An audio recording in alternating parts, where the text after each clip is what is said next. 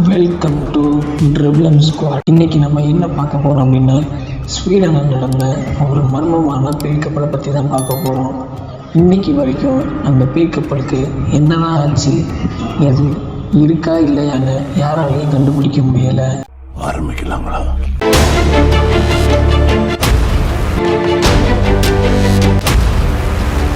வீடியோக்குள்ளே போகிறதுக்கு முன்னாடி இந்த வீடியோக்கு ஒரு லைக் பண்ணிக்கோங்க, அப்படியே சப்ஸ்கிரைப் பட்டனை அமைக்கிக்கோங்க. பார்க்குறதுக்கே பயங்கரமாக இருக்க இந்த கப்பலோட பேர் தான் பேட்சிமோ. இது ஸ்வீடன் நாட்டில் 1914 கட்டப்பட்டுச்சு. இது ஒரு சரக்கு கப்பல். 1322 டன் கொண்ட இந்த கப்பல் ஒரு ஃபுல்லாக எக்கால் கட்டப்பட்டுச்சு. இந்த கப்பல் கனடாவில் உள்ள வடமேற்கு பிரதேசங்களுக்கு வர்த்தகம் செய்ய பயன்பட்டுச்சு. இந்த கப்பல் அக்டோபர் 1, 1931 ரோமாவில் கொண்டுட்டு போகும்போது பனியில் மாட்டிக்கிச்சு. உள்ளே இருந்த குழுவினர் அந்த கப்பலை அப்படியே கைவிட்டுட்டு அரை மைல் தூரம் பனிக்கட்டிக்கு மேலே பயணம் செஞ்சு வாரோ நகருக்கு சென்றாங்க. ஆனால் அந்த கப்பல் பனியிலிருந்து தப்பிச்சு அங்கிருந்து போக ஆரம்பிச்சிச்சு. அந்த கப்பலை கண்டுபிடிக்க ஹட்சன் பே நிறுவனம் ஒரு விமானத்தை அனுப்பிச்சு. ஆனால் அதில் 15 பணியாளர்கள் பின்தங்கியிருந்தாங்க. நவம்பர் 24 அப்போ ஒரு பெரிய புயல் வந்து அந்த கப்பலை தாக்குச்சு. அந்த புயல் வந்ததுக்கப்புறம் அந்த கப்பலும் உள்ளிருந்த பணியாளர்களும் மறைஞ்சு போயிட்டாங்க. அதுக்கப்புறம் அந்த கப்பல் இருக்கா இல்லையான்னு எல்லாருக்கும் ஆச்சரியத்தை ஏற்படுத்துச்சு. அந்த கப்பல் மறைஞ்சு போனதால் பல பேருக்கு ஒரு திகிலூட்டும் கதையாக மாறிச்சு. 1932 ஒரு இனியட்டு வேட்டைக்காரர் அந்த கப்பலை பார்த்ததாக சொல்கிறாரு. அந்த வேட்டைக்காரர் அந்த கப்பலை தான் பார்த்துருக்கோம்னு அவரால் நம்பவே முடியலை. ஏன்னா அது ஒரு பேய் கப்பலை போல் காட்சி அளிச்சிருக்கு.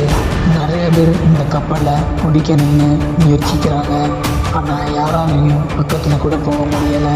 இந்த கப்பல் தூரத்தில் தெரிஞ்சாலும் பக்கத்தில் பிடிக்கவே முடியலைன்னு பல வேட்டைக்காரங்க சொல்கிறாங்க. அதனாலேயே இது ஒரு மர்மமான கப்பலாக மாறுச்சு. இதில் என்ன ஆச்சரியம்னா, பனியில் சேதமடைஞ்ச இந்த கப்பல் எப்படி நடந்துக்கிட்டே இருக்குது. நிறையா பேர் போராடியும் இந்த கப்பலை பிடிக்கவே முடிகிறதுனா இது பெரிய மர்மமாக இருக்குது.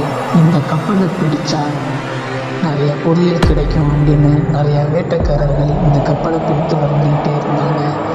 இருந்தாலும் இந்த கப்பலை யாராலையும் பிடிக்க முடியலை. இதனாலேயே வேட்டைக்காரர்களுக்கும் விஞ்ஞானிகளுக்கும் பெரிய ஆச்சரியத்தையும் மர்மத்தையும் ஏற்படுத்திச்சு. 2006 அலாஸ்கா அரசாங்கம் இந்த மர்மத்தை கண்டுபிடிக்கிறதுக்காக ஒரு திட்டத்தை தொடங்குச்சு. இந்த பேய் கப்பலை பற்றிய மர்மத்தை கண்டுபிடிக்கிறது அவங்களோட குறிக்கோளாக இருந்துச்சு. இருந்தாலும் அந்த கப்பலை அவங்களால கண்டுபிடிக்கவே முடியலை. இதனாலேயே மக்களுக்கும் வேட்டைக்காரங்களுக்கும் பெரிய ஆச்சரியத்தையும் ஒரு பயத்தையும் தந்துச்சு. இந்த கப்பல் 40 வருஷமாக மூழ்கவே இல்லை. அது எப்படின்னு யாருக்கும் தெரியாது, யாருமே கண்டுபிடிக்க முடியாதுனால இது மக்கள்கிட்டையும் வேட்டைக்காரர்கிட்டையும் பெரிய மர்மத்தையும் ஒரு ஆச்சரியத்தையும் கொடுத்துச்சு. அதனாலேயே இந்த பேய் கப்பல்னு சொல்கிறாங்க. அந்த கப்பலை பேயெல்லாம் வழிகாட்டி கூட்டிகிட்டு போகுதுன்னு சொன்னாலும் மக்களிடையே ஒரு பெரிய கேள்விக்கையையும் ஆச்சரியத்தையும் ஏற்படுத்துது. அடுத்த ஆச்சரியமான கதைகளோட சந்திக்கிறோம்.